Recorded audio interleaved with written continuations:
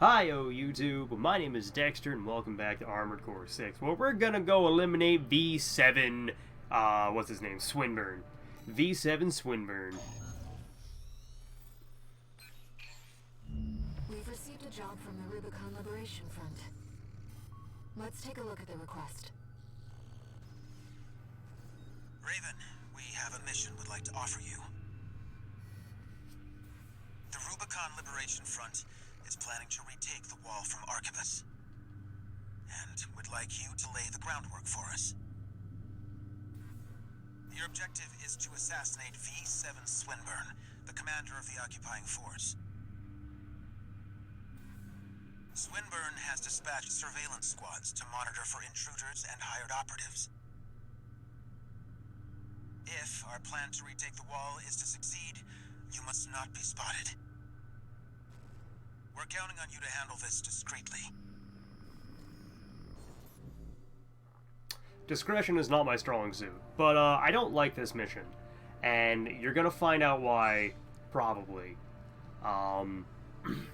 It's very, I mean, it says it right there. Immediate mission failure if identified by surveillance MTs equipped with capture cameras.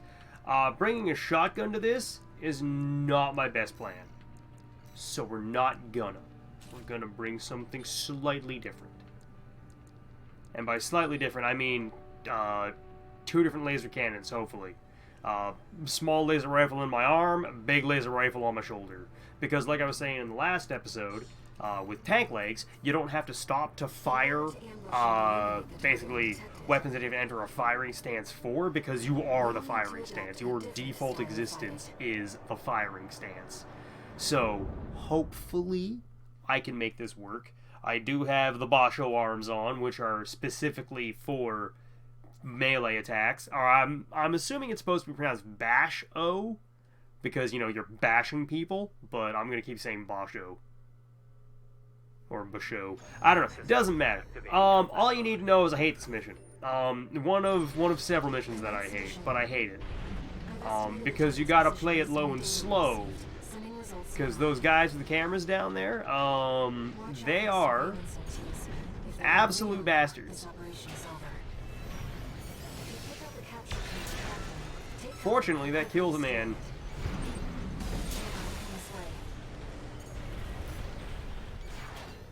Eat it!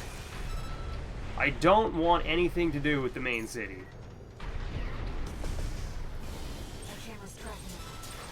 It might be tracking me, but it doesn't matter because he's dead.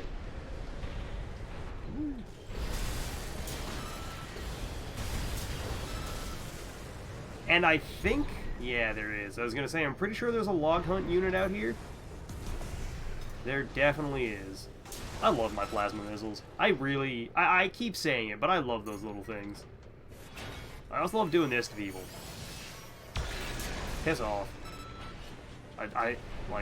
This was my loadout for the longest time. Laser cannon on one shoulder, laser rifle in the other hand. It was great. It killed people. I mean, I wasn't very good. I did not do a very good job at unaliving people, but, you know, I made it work. Hey, buddy. I hate your stupid friend. Oh, I see you want to come say hi, do you?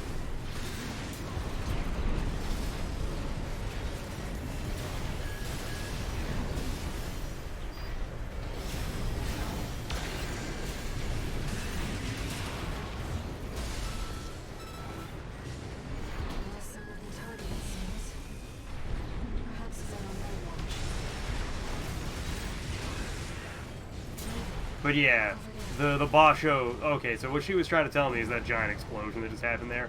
The Basho arms are really, really damn good at just... if you can smack somebody, you'll kill them. Alright, the Re-Education Center. To facilitate smooth progress of the Choral Response Survey, a temporary branch of AREC, I'm sorry, it's very late, I'm very tired, is to be installed on Rubicon. Primary subjects are to be Rubiconist POWs, re-education of hostile corporate assets, permissible as the situation dictates. Subjects who are resistant to re-education and who possess a certain degree of combat skill are to be processed according to the relevant procedures and transferred to the factory. But alright, another big thing that I am super looking forward to, that I am very excited to, or I was very excited to hear, was a few days before I started recording this, this episode, Fires of Rubicon got an update, in that it adds 4 new guns and 4 new core chassis pieces, as in chest piece, a new head, a new arms, new legs, and new chest. As well as 4 weapons, but I don't have access to any of them yet, and that makes me upset. I really hope it's not, you know, beat Alia Octa S ending, because that's just going to be miserable. I don't want to do that to unlock the rest of them. Which Alia Octa S is the final ending of the game. You can't get it until you beat the other 2 endings. Dare you attack me with my back turned? Oh, I dare Swinburne. And here we see the problem with trying to, you know, out-melee a guy using the Basho arms when you have a melee weapon that just sucks. His little laser, or not laser, but his stun rod there is, I can't lose. it's not very good. You know what else ain't very good? These arms for aiming. I just want to smack people. What? Let's not do anything hasty. You realize I lead the Vesper 7 squad, which means I hold the purse strings. Every single transaction goes through me. Let me go, and you'll still come out on top. Understand? Ooh, look at me do burnouts. Hell no. I just want to kill the man. Oh. To the last. You don't know what's good for you. Buddy, you dropped all of your weapons, and my job was to kill you. What do you think I'm going to do? So, yeah, you can be hired, or you can choose to side with Swinburne. You gotta fight a different boss as soon as you decide to. A guy named Rokumonsen tries to kill you. And of the 2, Rokumonsen is a lot harder to fight than Swinburne. Even when Swinburne had all of his weapons. I'm gonna kick you. Pelvic thrust! That is one hell of a scream. But I don't know what else to call the tank legs kick. It looks like a pelvic thrust to me. Doesn't it?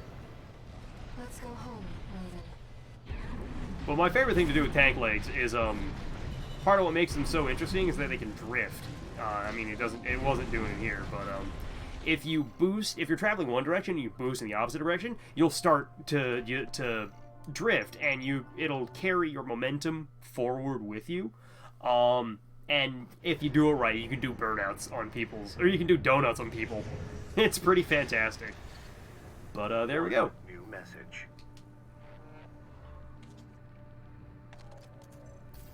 Raven, you have our gratitude for eliminating Swinburne.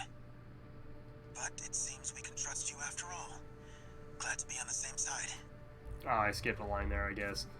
But yeah, there we go. I have dunked on Swinburne, because Swinburne's a bitch. But I'm gonna go. Hope you all enjoyed this, and I'll see y'all in the next one. Bye, everybody. It's been a ton of fun.